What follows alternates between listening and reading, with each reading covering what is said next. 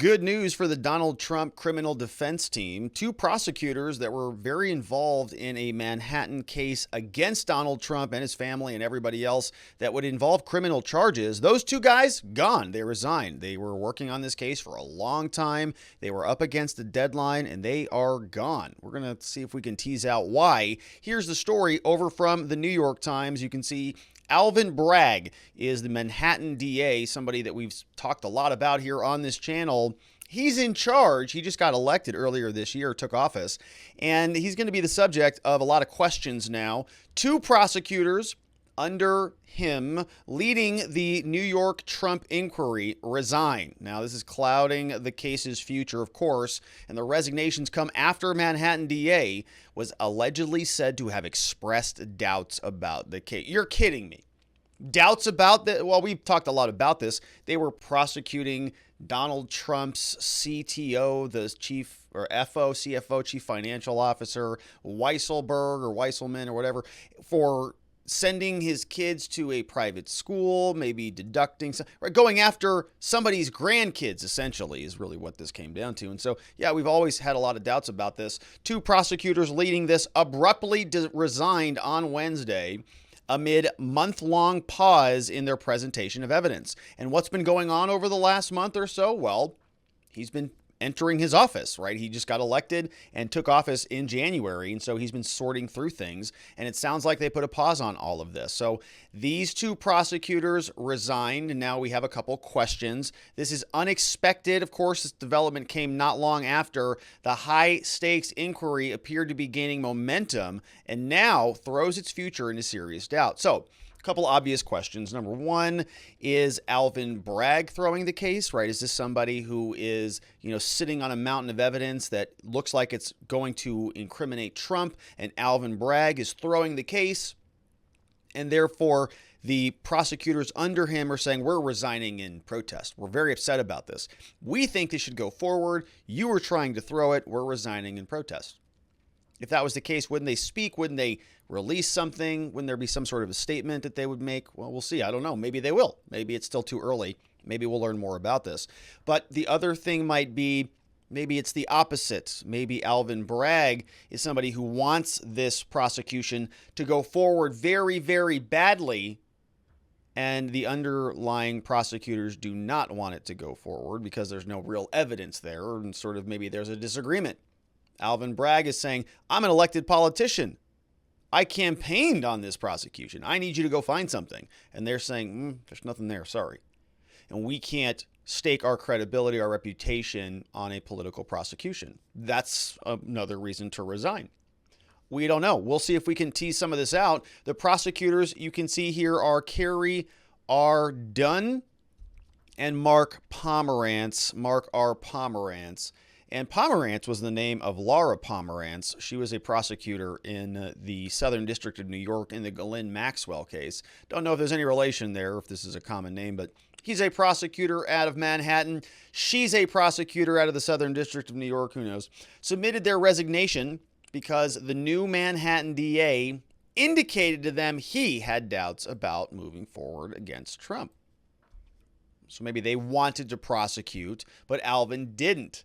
Pomerantz confirmed in a brief interview that he had resigned but declined to elaborate. And Mr. Dunne also declined to comment. So no indication there from either of these two guys as to why they may have resigned. And just so we're clear about this, right, Alvin Bragg is the Manhattan DA. He's at the top.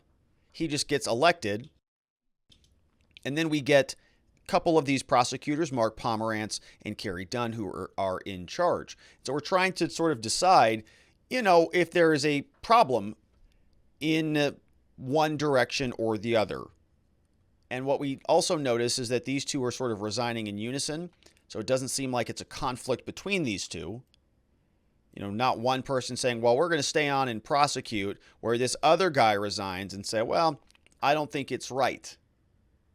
So we have sort of a decision-making disagreement. And it sounds like what the New York Times is saying is Alvin wants to drop this, although there would be some very, obvious consequences there politically for him if he campaigned on it, and he did saying, I was going to investigate this and continue on my predecessor's work. Mark Pomerantz, Carey Dunne, both resigning simultaneously at the same time. Here, without Mr. Bragg's commitment to move forward, the prosecutors late last month postponed a plan to question at least one witness before the grand jury, somebody said. They have not questioned any witnesses in front of the grand jury for more than a month, essentially pausing their investigation into whether Trump inflated his assets to get better loans. Precise reason for Mr. Bragg's pullbacks are unknown. He made a few public statements about the status of the case, but prosecutors has encountered a number of challenges in pursuing Trump. Notably, they've been unable to persuade any of the Trump Organization executives to cooperate and turn on Trump. Notably, they couldn't get anybody to backstab Donald Trump. Notably, missing a couple things, having a couple problems here, like we're lacking evidence of criminality. Even though they've been investigating this man for how long now? Since 2015? Every single nook and cranny? In a statement responding to the resignations, Mr. Bragg said, I'm grateful for their service. The investigation is going to continue forward, and the problem here for them is time is running out for this grand jury. Their term is scheduled to expire coming up here in April. Prosecutors can ask jurors to vote to extend their term, but they generally avoid doing so. They are also often reluctant to impanel a new grand jury after an early one has already heard testimony because they could make conflicting statements.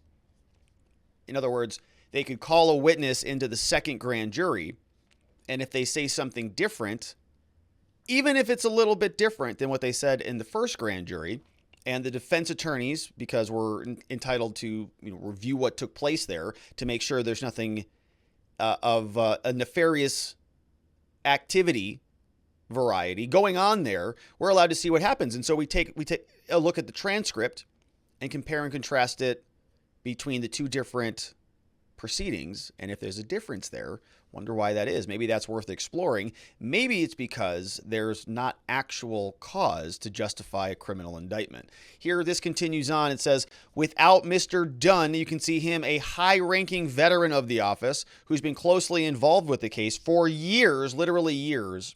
And without Mr. Pomerantz, a leading figure in New York legal circles who was enlisted to work on this, the years-long investigation could peter out. Oh, man, they are going to be so mad there. This reverses a long investigation after Cyrus Vance, the predecessor, came in. Prosecutors began questioning witnesses, but in mid-January, the New York Times, who's been just really, just eyeballs peered through the glass looking at this thing, they observed that there have been kind of a lower sign of activity. Back in mid-January, there was a lot, very significant activity. A lot of activity, people visiting the building, staying inside for hours. Witnesses were Trump's longtime accountants. Pomerantz and Dunne were making regular appearances. But in recent weeks, that activity has ceased. Dunne and Pomerantz only been seen there recently.